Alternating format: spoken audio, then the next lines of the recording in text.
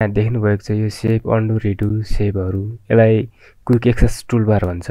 यो quick access toolbar भनेको नाम मात्र क्विक होइन कि काम पनि क्विक गर्न सकिन्छ यसबाट। आज हामी सिकौँ कि क्विक एक्सेस टुलबार कसरी एड गर्ने। फर्स्टमा फाइलमा जाऊँ, त्यसपछि यहाँ अप्सन छ, अप्सनमा अनि यहाँ क्विक एक्सेस टुलबार यसमा जानु होला।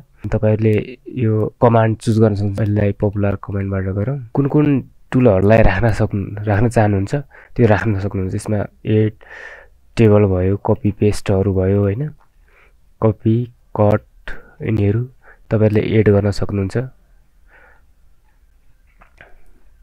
जस्तो कि तपाईले क्विक प्रिन्टलाई एड गर्न चाहनुहुन्छ भने जस्तो यस क्विक प्रिन्टमा क्लिक गर्ने अनि एडमा क्लिक गर्नुभयो भने यहाँ देखाउँछ। अनि यसरी नै सेभहरु, सेभेज, अन्डु, रिडुहरु तपाईले राख्न सक्नुहुन्छ। अब यदि तपाईले आफुलाई आवश्यक पर्ने टुलहरु एड गरिसकेपछि यहाँनिर ओके गर्नु होला। अनि यति गरेपछि तपाईहरुको यहाँनिर आउनेछ। क्विक एक्सेस टुलबारमा त्यो अप्सनहरु थप हुनेछ।